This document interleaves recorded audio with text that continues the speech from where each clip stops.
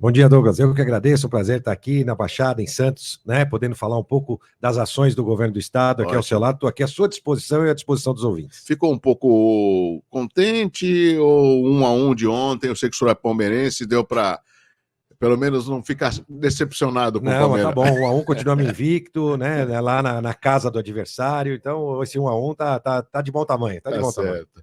Bom, a primeira pergunta se impõe, vice-governador Felício Ramute, a respeito da função da atividade do vice-governador ou do vice. O que a gente sempre pensa, e a maioria da população acredito que pensa da mesma forma, o vice é aquele político que, na ausência do seu titular, ele representa ou vai numa solenidade, mais nada.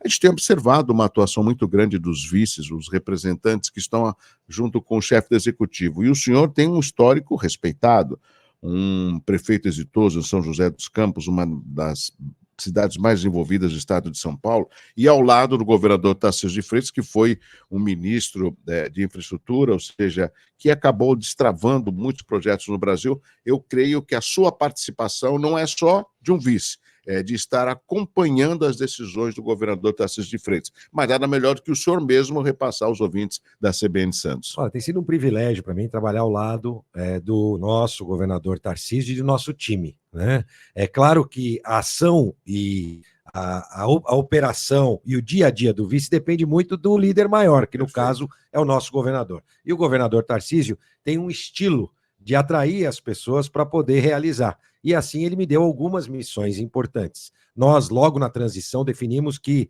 eu não teria uma única pasta, uma pasta exclusiva, e sim que eu poderia atuar em várias áreas de acordo com as demandas. E o próprio governador, que tem o estilo de realizador, né, me dá algumas missões. Uma delas, eu sou o presidente do Comitê de Desestatização. O que é isso? É o nosso comitê que faz as concessões, as privatizações, as PPPs. Muitos projetos, e hoje a gente vai falar um pouquinho desses projetos que envolvem aqui também a Baixada diretamente. Tem boas notícias de curto, médio e longo prazo aqui para a Baixada em relação a concessões, PPPs e privatizações. Também uma outra missão complexa, que é a questão do centro da cidade de São Paulo, especificamente o que a gente chama de cena aberta de uso, que é conhecida como Cracolândia, lá em São Paulo. Eu coordeno também ações com várias pastas. Então, sempre são missões que envolvem não uma única pasta, várias pastas, e eu, como vice-governador, tenho essa facilidade de integrar os nossos secretários, para que a gente possa fazer trabalhos e missões onde envolvem muitas secretarias em conjunto. Então, o governador Tarcísio, claro, também em missões empresariais, tive a oportunidade de representar o governo na China recentemente, onde a gente levou os nossos projetos de PPP, concessões também nos Emirados Árabes. Então, são missões que, na verdade, dependem do governador e o estilo do governador Tarcísio, e aproveitar toda a equipe para ajudá-lo a realizar. Ele não é um cara vaidoso, é um político, como político estreou como governador, como político eleito, na verdade, e tem esse estilo diferente, de querer resultado. E para alcançar o resultado, ele vai utilizar de todos aqueles que estão próximos dele para ajudá-lo. Eu, com a minha experiência, como você falou, como fui prefeito, né, posso também auxiliá-lo em muitos temas que envolvem as cidades, e eu estou sempre à disposição dele, e essa parceria, ao longo desse 1 ano e meio, tem dado muito certo. Agora, vice-governador, o senhor usou uma palavra que a gente ouviu muito durante a campanha, principalmente aqui na Baixada, que é a desestatização. Uma das bandeiras do então candidato Tarcísio de Freitas seria a desestatização do Porto de Santos. Isso houve uma mudança com o governo federal, agora no começo do mês passado, em fevereiro, na comemoração do aniversário do Porto de Santos, estavam juntos, governo federal e governo estadual. E parece que mudou alguma coisa desse formato com relação à desestatização. O que o senhor poderia atualizar com relação à ligação seca entre Santos e Guarujá? Olha, primeiro deixar claro, né, o nosso governo é um governo que defende o Estado mínimo, né, o Estado concentrado nas ações de educação, nas ações de saúde. Nós entendemos que assim a gente consegue entregar melhor serviço para a população. Essa é a nossa missão como gestor. Então, o governador Tarcísio deixou isso muito claro na eleição, né, que faria os processos de concessões, PPPs, privatizações, para que pudesse concentrar os seus investimentos, saúde, educação, segurança pública, a missão primordial do nosso governo ou de qualquer governo. Essa é uma grande diferença entre o governo federal hoje, que defende empresas públicas, empresas mais inchadas, né? E nós, defendemos um Estado mais enxuto, fazendo com que a gente possa se concentrar nos serviços que o Estado deve prestar. Quando o ministro, e é bom esclarecer para os ouvintes, né, o Porto é federal. Então, como ministro, o ministro Tarcísio Na época, estava trabalhando no sentido da desestatização do Porto. O Bolsonaro perdeu a eleição, o ministro sai e se torna governador. Como governador, a gente continua nesse trabalho de concessões PPPs. Aliás, depois vou te contar um pouquinho, acabamos de fazer o leilão do trem intercidade, São Paulo-Campinas, né? Foi muito exitoso e muitos leilões agora para esse ano. E o governador, então, deixou o governo federal e o atual governo defende tem um outro entendimento sobre o futuro do Porto, né? Mas o governador Tarcísio foi buscar, pelo menos, salvar um projeto que ele entende que seria muito importante, que é o túnel imerso Santos-Guarujá. E ele conseguiu, então, viabilizar isso, porque independente das nossas discordâncias, e aliás, a gente discorda de muita coisa e pode fazer muitas críticas ao governo federal, é importante que se atue em conjunto onde existe uma sinergia. A importância do Porto, o governador fez todo o projeto na época de ministro com a sua equipe, e agora nós queríamos tocar adiante esse projeto tão importante, aliás, um sonho, né? Você sabe melhor do que eu, de quase uma centena de anos, com né? certeza. Essa travessia seca, e que agora se tornará realidade. Até o final maquete foram entregue. Foi entregue. Foi ponte, foi túnel, tem para todos os gostos, tem para todos os gostos, né? Agora vai sair e tem de fato essa parceria. Ótimo. Metade do investimento do governo federal. Metade do governo do investimento do governo estadual. O projeto já está pronto, então já está bem adiantado com o governo estadual, licenciamentos que exigem da CETESB licenças. Então isso vai fazer com que a gente consiga mais rapidamente tornar realidade e fazer esse leilão ainda esse ano. Nós vamos fazer o leilão, aquela batida forte do martelo do governador Tarcísio, como a gente fez das ferrovias. Aliás, vale lembrar, né? Já tocando no tema ferrovia. Isso, já pode emendar. Já vou emendar aqui, né? Infelizmente, Douglas, lá atrás, o país optou pelo modelo americano das rodovias, ao invés do modelo europeu das ferrovias. E as nossas ferrovias foram sendo sucateadas. Um país de dimensões continentais nunca poderia ter feito essa opção. Você poderia levá-las ao mesmo tempo, né? Fazer as duas coisas, a importância das duas coisas. E nós fomos sucateando aquilo que a gente tinha de ferrovia. Quando, então, o ministro Tarcísio assume, ele começa a mudar essa realidade. Faz o novo marco legal das ferrovias, cria a autorização ferroviária, que é autorizar empresas privadas a construir suas linhas. Eles vão lá e pedem essa autorização, e a autorização é concedida. Isso começou a mudar os investimentos de ferrovia. E claro que São Paulo ele não ia fazer diferente. E assim o fez já no primeiro leilão agora do trem, o trem de passageiros São Paulo-Campinas, a gente chama de TIC, né? É o trem de passageiros São Paulo-Campinas, batemos o martelo, empresa, uma gigante chinesa, a maior do mundo, CRRC, mais uma empresa brasileira, aliás, a que opera o VLT aqui, né? A Comporte, né? Aqui não é a Comporte, que tem um outro nome, mas é o mesmo grupo que opera aqui o VLT da Baixada, que ganhou, também opera o metrô de Belo Horizonte, o Comporte opera o metrô de Belo Horizonte também, portanto, um grupo grande associado à CRRC, que é a China Rail, que é aqui que fabrica trens, né, e presta serviços na China. Eu particularmente conheço a sede da CRRC lá na China, de alguns anos atrás. Então, primeiro leilão feito, mas nós temos mais 12 leilões para fazer. E o próximo, agora, em abril, nós já vamos ter um leilão muito importante aqui para a Baixada, que é das rodovias do Litoral Sul, 212 quilômetros. É a Mogi Dutra, Mogi Bertioga e toda a ligação ali embaixo entre as cidades. Aí eu estou falando de Itanhaém, Peruíbe, estou falando de Praia Grande, estou falando de várias cidades ali do Litoral Sul que terão o privilégio agora de ter vias com marginais, travessias. Quem conhece, por exemplo, Bertioga ali. A gente tem conjunto habitacional de um lado da rodovia que as pessoas precisam atravessar a rodovia. Muita gente morre, inclusive, ali. Então, isso vai mudar a realidade. Nós vamos ter duplicação daquela rodovia, além de marginais. Para que as marginais? Para garantir que a população entre as cidades, quando se locomover entre as cidades, possam fazer sem pagar o pedágio, né? Então, você pode optar por ir pelas marginais ou optar por ir pela via expressa, e aí Como sim, tem hoje em Praia Grande, por isso exemplo. vai acontecer, além, claro, também da Mogi Dutra e Mogi Bertioga. Aqui em Agora, o cima... Litoral Sul tem alguma ligação com Parelheiros ou não? Não tem Não vai ligação, ter. não. Nessa etapa, não. É Não. só duplicação da rodovia. Exatamente, duplicação da rodovia, a descida É Padre também Manuel da da Nóbrega. Serra, a descida da Serra. Ali virou uma avenida, né? É. Principalmente em finais de semana, é uma grande avenida. E o que nós estamos fazendo é mudar essa realidade, fazendo a duplicação e marginais também. Conversamos com os prefeitos de todas as cidades envolvidas, começa lá em Miracatu, né? E vai Vale do seguindo, Ribeira. e vai seguindo, e para que a gente possa oferecer um serviço de melhor qualidade. Então, de fato, realidade. Abril agora, dia 15 de abril, ou seja, daqui a 45 dias, nós vamos estar lá de volta, batendo martelo, com força, se Deus quiser, para anunciar mais um vencedor. Aliás, esta eu posso te dizer que vai ter uma competição grande de interessados, né? Então, também essa realidade importante. O túnel imerso, tão importante também, Santos Guarujá.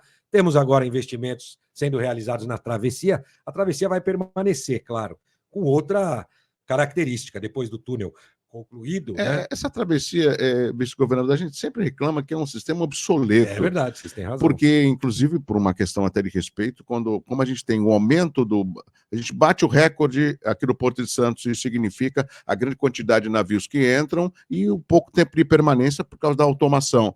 Só que quando a balsa ela vai se locomover, ela tem que esperar o navio passar.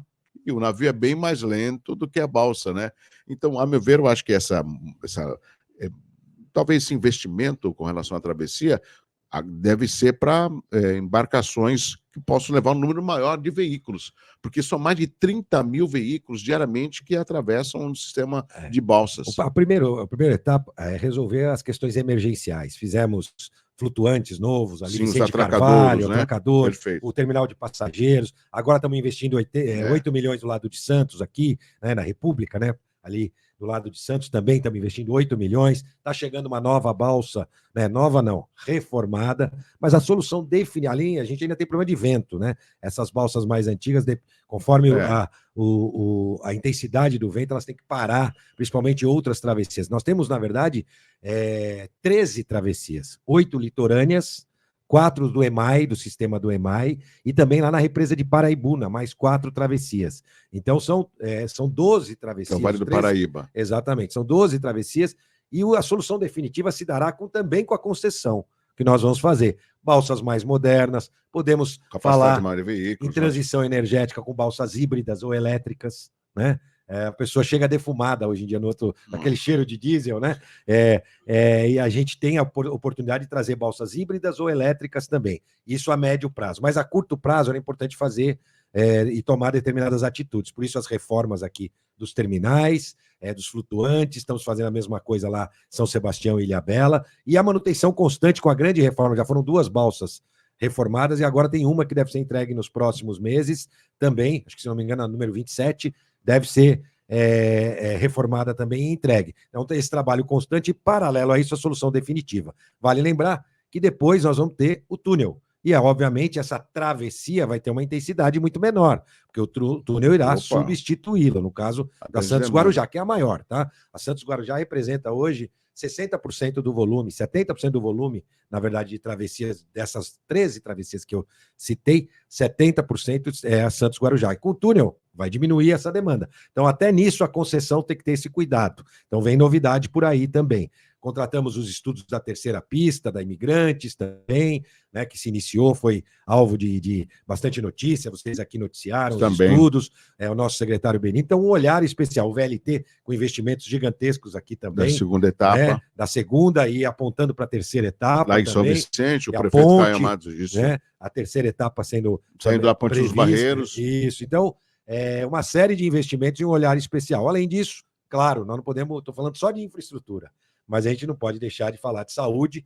Vem aí a tabela SUS paulista, que já é realidade. Eu ia provocar sobre isso também, inclusive, desculpe interrompê-lo, o Eleus Paiva, no ano passado, fez um anúncio também de 350 leitos para tentar minimizar o problema de falta de leitos hospitalares aqui na nossa Baixada Santista. O caso do Teto SUS paulista é uma iniciativa do governo do estado que, inclusive, me corrija, vai ficar maior do que o próprio teto da tabela SUS. Até 5 vezes mais. O que acontece, para quem está nos acompanhando, é que tem muitos procedimentos que os hospitais filantrópicos ou as Santas Casas, né? Então, Sim. aqui são 5 hospitais que serão beneficiados. Tem muitos procedimentos que não pagam nem o custo. E aí, às vezes, eles deixam de fazer e vão fazer outros procedimentos. E o que a gente quer é poder ter uma ampla oferta de serviços. Então, você aumentando o preço da terapia, vou dizer um parto, por exemplo, 5 vezes mais. O parto hoje, pelo SUS, o hospital recebe R$ 500 num parto pelo SUS, com médico, com anestesista, leito, hospedagem. Tudo. Vai receber R$ 2.500, 5 vezes mais a tabela SUS paulista, que já é realidade, já está valendo, a partir de abril começam os pagamentos. E outra coisa interessante, paga daquilo que for produzido.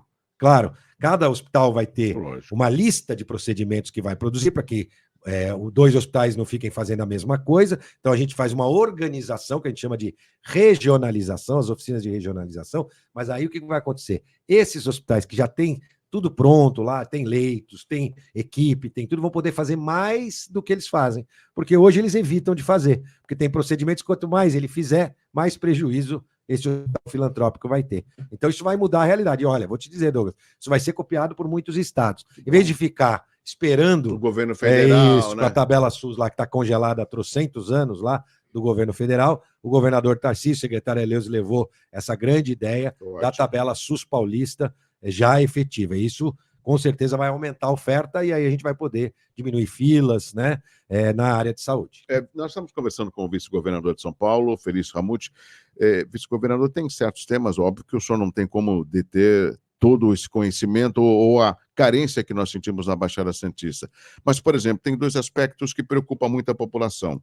A reforma do Guilherme Álvaro, que está se arrastando já há um bom tempo, desde a administração anterior, quando era então Rodrigo Garcia, João Dória, e que é um hospital que atende, do estado que atende a Baixada Santista. Minimizou, porque vinham até pessoas do Vale do Ribeira. E um outro aspecto que é justamente que é a Central de Regulação, que é o CROSS, a Central de Regulação de Oferta de Serviço de Saúde, que isso muitas vezes as pessoas ficam esperando que vai lá São Paulo, fala, olha, tem uma vaga em Taubaté, manda para cá. E não teria como isso ser descentralizado? Olha, sem dúvida. Vamos tentar entender a história. Eu, como fui prefeito, né? E depois, antes de ser prefeito, fui secretário, conheço bem esse tal de CROSS, né? Então, sei como às vezes passa a ser difícil. Mas vamos lembrar lá atrás, né? A gente tem que tomar um cuidado, né? A gente tem as DRS, né? Que é as diretorias regionais Nós temos de saúde. aqui a 4. Isso, a DRS 4. A gente não pode. Quando veio o CROSS lá atrás, né? Quando veio a informatização, a gente precisa evitar que pessoas passem na frente de outras, que você sabe, que às vezes isso é utilizado, às vezes politicamente, por alguém que está comandando ali, né, a DRS naquele momento. E quando chegou o CROSS, isso ajudou, por um lado. Por outro lado, atrapalhou, que perdeu a agilidade. Nosso secretário Eleuso está muito atento agora para a nova central de regulação, o nome nem é mais CROSS, a nova central de regulação, né? Nessa central de regulação agora, a gente precisa dar mais agilidade e interconexão entre os hospitais. Tem muitas vagas que agora se liberam e o CROSS vai ficar sabendo disso 2, 3 dias depois. É isso que a gente não pode deixar acontecer. Então, existe uma equipe, sim, na Secretaria de Saúde. Quero que você saiba, Douglas, que para nós isso também é um problema. A gente não pode negar uma coisa, né? A gente tinha no estado de São Paulo, e não é querendo fazer crítica, porque nem o governador pensa assim, nem eu, a gente quer olhar para frente, não quer olhar para trás. Mas foram 30 anos do mesmo grupo político à frente do estado. E alguns 3 décadas, concordo. E eu lembro quando nós fomos candidatos, estava eu e o governador Tarcísio para definir o nome da coligação, né? Como é que é chamar o nome da nossa campanha? E o que nós fizemos é São Paulo pode mais.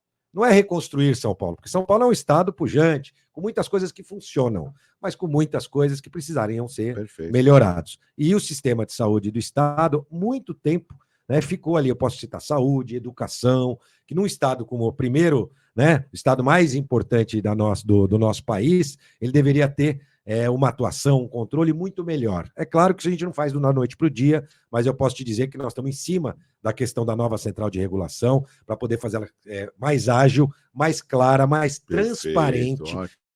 O governador quer deixar a fila exposta, essa é uma missão para que qualquer pessoa possa acessar, ver qual é o seu lugar na fila, né, para que a gente não tenha problema nenhum de dúvida em relação a encaminhamentos feitos pelo sistema de regulação, mas também a gente precisa de mais oferta, que eu falei do SUS paulista. Não adianta também, milagre não faz, né? Não, se a gente tiver lá a central de regulação, mas não tiver a ponta, que é a oferta do serviço, a fila vai continuar a mesma e as reclamações serão constantes. Então, nós temos essa missão, na verdade, de poder melhorar o atendimento e envolve, sem dúvida nenhuma, a Central de Regulação. Ele está atento a isso.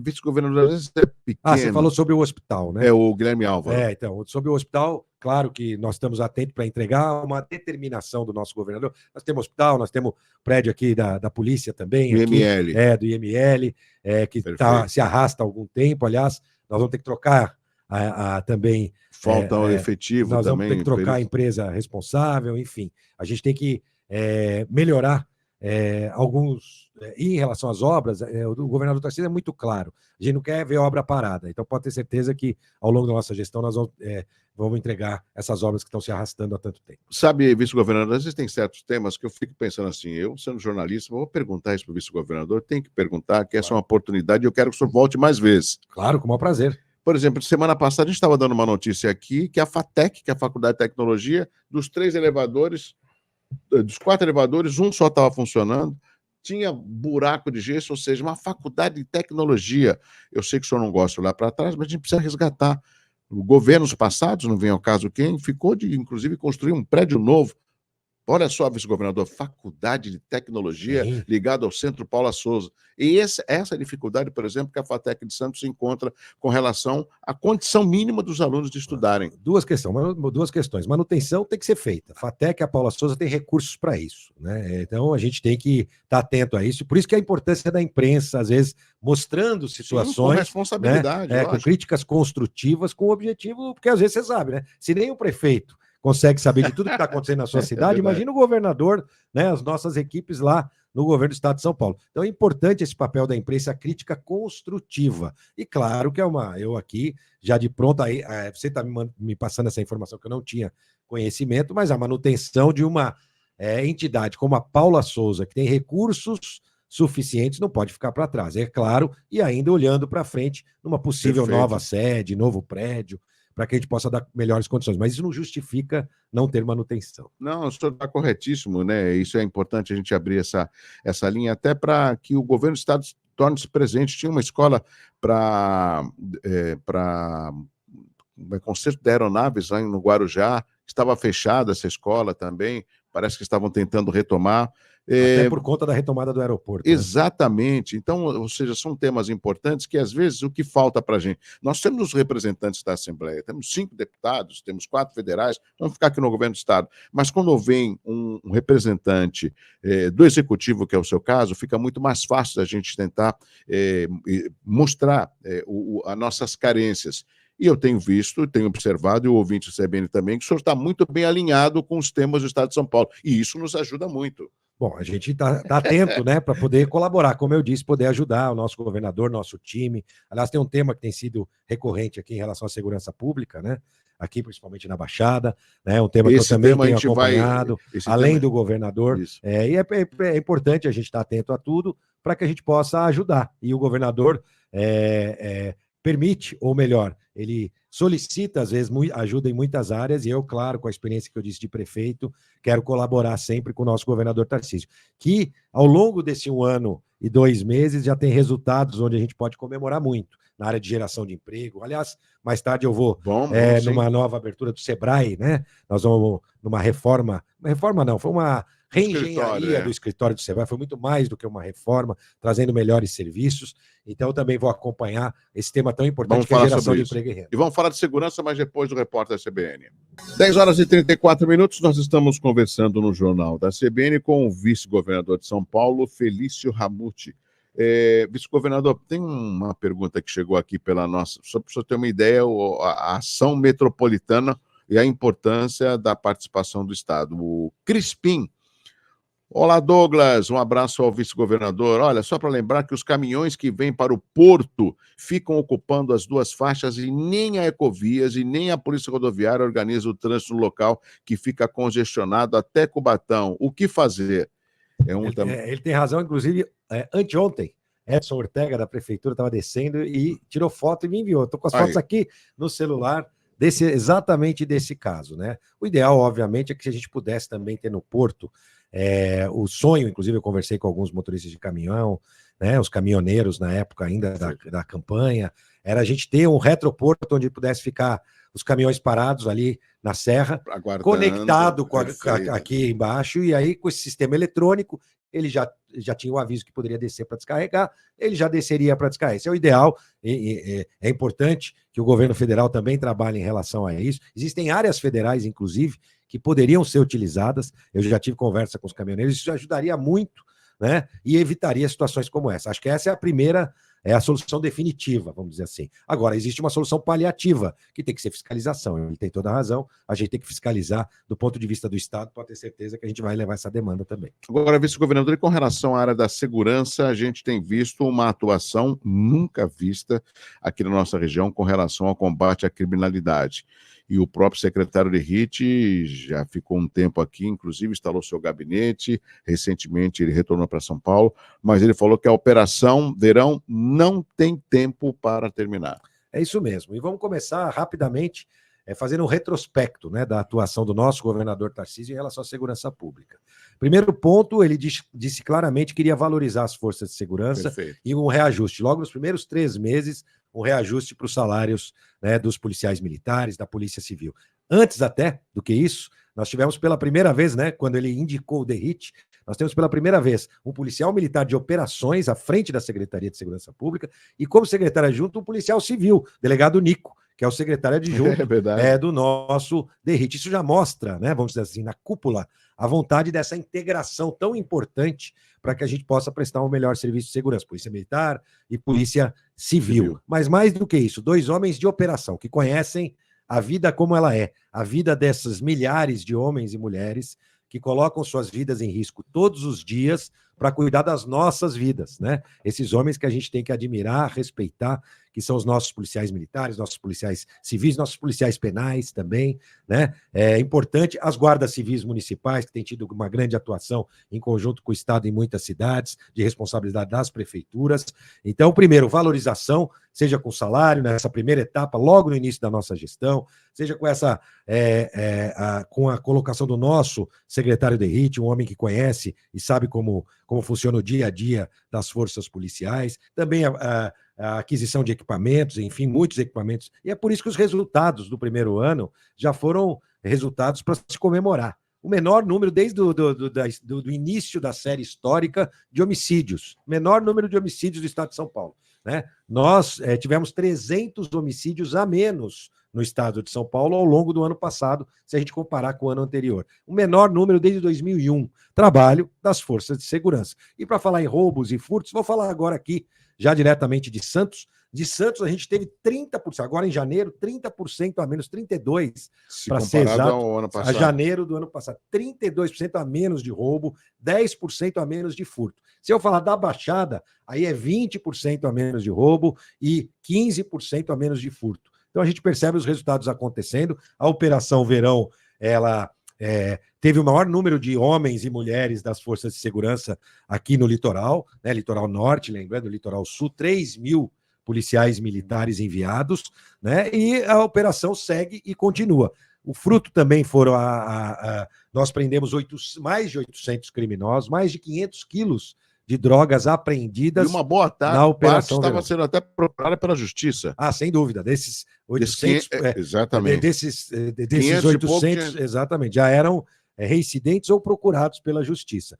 Existe uma discussão da questão do judiciário, mas eu nem vou entrar nesse tema, né? Vou focar aqui na nossa missão, na nossa ação. O DERIT fala muito sobre isso, né? A questão da legislação, a saidinha, né? Que agora está no Congresso para aprovação, acabar com a saidinha, o que eu acho ideal. O presidente disse que vai vetar. Importantíssimo. Isso seria um grande erro, mais um grande erro do presidente da República, se vetar essa questão da saidinha. Eu vi o ministro, né, falando, e o ministro disse, não, mas só 5% que não volta. Não retorna. Em São Paulo, no estado de São Paulo, 5% são 5.000 por ano. 5.000 por ano que não retornam da saidinha. Você voaria num avião que só 5% morre, só 95% dos voos vão bem, 5% caem. Você não voaria, né? Então, cuidado com esses números e essas estatísticas. Eu costumo comparar com aquele negócio, tem um rio, né, com média né, de 30 centímetros de profundidade, mas tem gente que morre afogado nesse rio, porque tem lugares que ele tem 3 metros, né, de altura e tem lugar que ele tem 10 centímetros. Então a gente tem muito cuidado com estatística, o que pode parecer um número pequeno, influencia diretamente na nossa vida. Imagina 5 mil criminosos num ano que deixam de voltar para a cadeia nas saidinhas e ficam aqui espalhados, e nós podemos ser vítimas. Sua família, você que está nos assistindo de um criminoso como esse, minha família, a família de todos nós. Nós não podemos deixar isso, e é uma grande oportunidade agora da gente acabar com as saidinhas. É um passo, e já é um sinal, porque existem outras situações que têm que ser também mais rigorosas. Vou dar um exemplo, que é o descumprimento de medida judicial. Então, nós temos procurados, que são as pessoas que saem da cadeia, né, fogem ou saem na saidinha e não voltam, mas nós temos também aquelas pessoas que descumprem penas judiciais. Alguém que progride para um regime semiaberto, ou que está guardando julgamento e liberdade, e que tem regras que ele tem que seguir, que o próprio juiz já mandou seguir a regra. E quando ele é capturado, quando ele é preso, porque não está descumprindo, ele também, a gente não tem a garantia de que ele volte para dentro, porque seria o correto. Você deu um benefício para ele. Se ele abusar desse benefício, ele deveria imediatamente voltar para a cadeia, para dentro do regime fechado, né? Então, a gente também defende que isso aconteça. Mas, enquanto isso não acontece, a gente tem que fazer a nossa parte. É o que a Polícia Militar vem fazendo, a Polícia Civil vem fazendo. Olha o que eu disse, 300 vidas que foram salvas ao longo do ano passado por diminuição do número de homicídios no estado de São Paulo. Nós diminuímos homicídios, roubos, furtos, e o caminho é esse para a gente continuar atuando também aqui. Também tem um questionamento, e a gente não foge de nenhuma responsabilidade, em relação aos mortos em confrontos com, né, com os policiais militares. Eu vi aqui mesmo na CBN, antes de eu chegar aqui, vocês estavam falando sobre a questão da ouvidoria, que veio aqui escutar. Primeiro, qual é o papel da ouvidoria? Escutar. Ela não faz juízo de valor de quem escuta. O nome pode já escutar diz. Qualquer um. Se você quiser amanhã chamar o ouvidor para falar qualquer coisa sobre o tema, ele está lá tem. Pronto para ouvir. Agora, da onde você vem, a sua credibilidade não está em questão aqui. O papel é ouvir mesmo. E, claro, qualquer morte advinda de confronto, ela é investigada pelo Ministério Público, pela Defensoria, pelos órgãos de controle. Agora, o que mudou na nossa gestão em relação às gestões anteriores é que, para nós, o policial, ao sair às ruas e arriscar a sua vida, para nós ele está cumprindo corretamente o seu dever, né? É diferente. Quando acontece um confronto como esse, a gente não afasta o policial imediatamente porque acha que ele fez algo errado.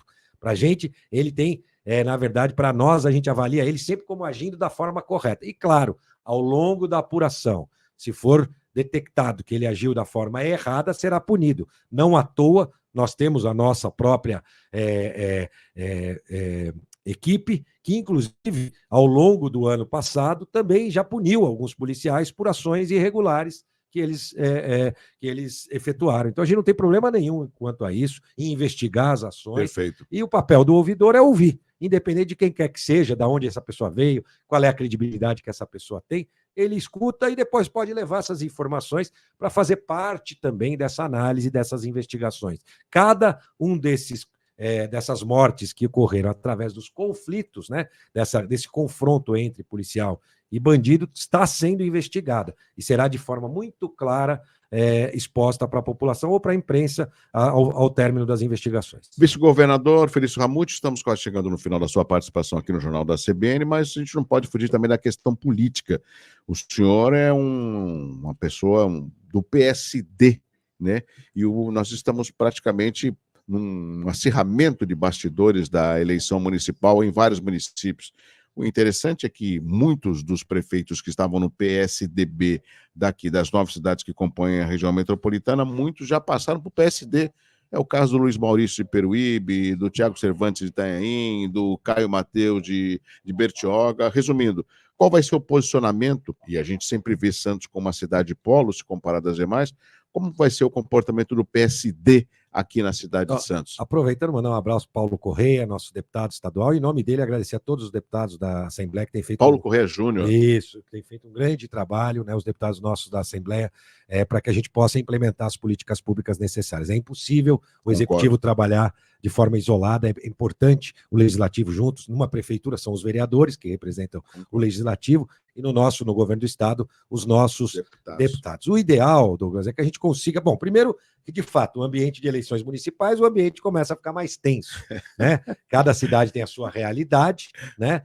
O ambiente começa a ficar mais tenso. A nossa missão, o ideal, é que a gente conseguisse reproduzir nas cidades os mesmos apoios que a gente tem no governo estadual, né? Que os partidos que são base do governo, do nosso governador Tarcísio, podem se reproduzir dentro de uma candidatura no município. Seria o ideal, mas não é a realidade. Cada município tem a sua particularidade e, às vezes, eu posso estar defendendo um candidato, o governador pode estar defendendo outro naquele momento, naquela cidade. Mas o importante é que, uma vez que a eleição acabe, a gente continue trabalhando pelo Estado de São Paulo e pelo Brasil em conjunto com os prefeitos e prefeitas. Esse é o trabalho. Aliás, essa foi uma determinação do governador logo no início da gestão para todos os secretários, né? Que a gente tenha a maior proximidade possível com os prefeitos e prefeitas. Agora a gente entra num período onde as realidades de cada cidade vão ali alinhar os candidatos. Tem a janela também eleitoral, né? Para que a gente tenha, então, agora a janela, tá, dia 6 começa, Perfeito. né? A nossa janela, que vai durar até um mês. Abril. Então, existem realidades, como, por exemplo, eu posso dizer aqui, em Santos, né? Nós temos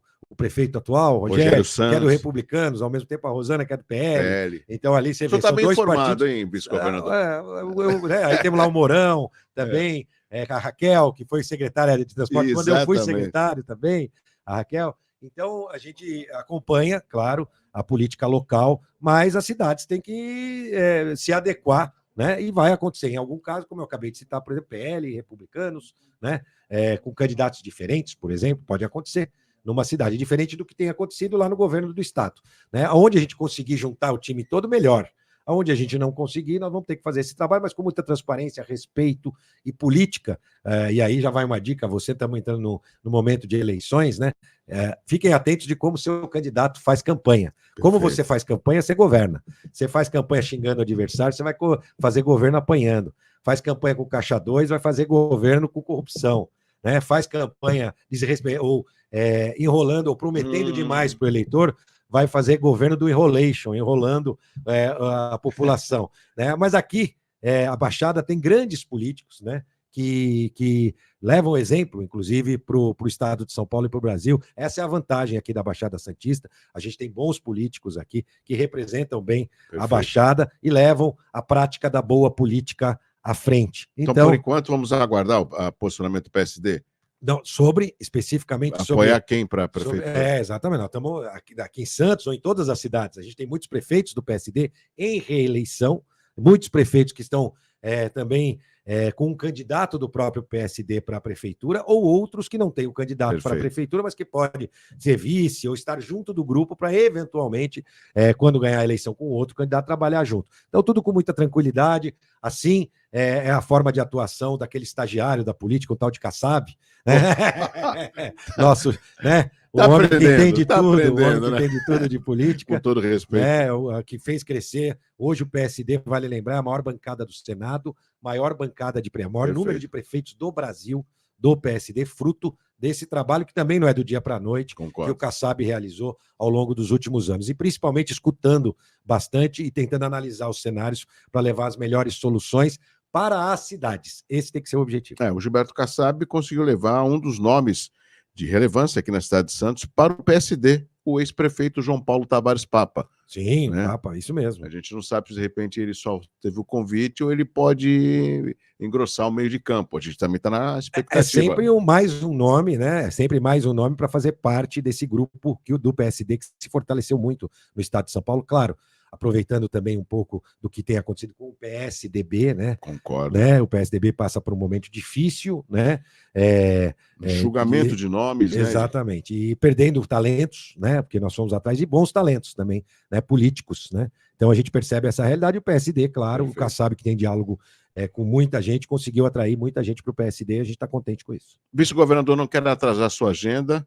Lembrando que ela começou aqui na CBN, quero deixar sempre os microfones abertos. Nós temos a tecnologia na sua impossibilidade, se orienta pelo telefone ou pela internet, mas essa proximidade com o governo do estado só engrandece a CBN com relação a esses temas importantes da Baixada Santista. Mande um abraço ao governador Tarcísio de Freitas, reiterando a mesma disponibilidade que nós estamos passando para o senhor, e espero que o senhor continue cada vez mais conhecendo os desafios da nossa Baixada Santista, mas dando a oportunidade da população ter, de uma forma concreta, isso saindo do papel, porque nós estamos cansados em alguns temas que patinam, e vocês eu digo vocês no bom sentido, né? O senhor e o governador têm essa grande oportunidade e nós estamos vivendo essa expectativa. Sem dúvida, quero deixar claro que o governador tem uma atenção, claro, por todo o estado e uma atenção especial pela Baixada, né? A gente vem aí com a Muralha Paulista também, a Vale do Paraíba e Baixada para contribuir com a segurança. Então, uma iniciativa do governo do estado, a gente começa no Vale do Paraíba e depois segue aqui para a Baixada, na Muralha Paulista. Então, também essa atenção especial do governador para a Baixada, ele tem um carinho todo especial aqui pela Baixada, e pode ter certeza que juntos nós vamos continuar construindo a cidade, o estado e um país cada vez melhor. Contem com o governo do estado de São Paulo e obrigado pela oportunidade. Estou à disposição para qualquer tipo de questionamento que precisar, esse contato com o governo do estado, e eu mesmo posso transmitir as respostas quando necessário. Obrigado pela oportunidade da CBN abrir os seus microfones para que a gente possa falar em toda a região. Bom dia, que Deus abençoe a todos nós. Conversamos com o vice-governador de São Paulo, Felício Ramute, aqui no Jornal da CBN.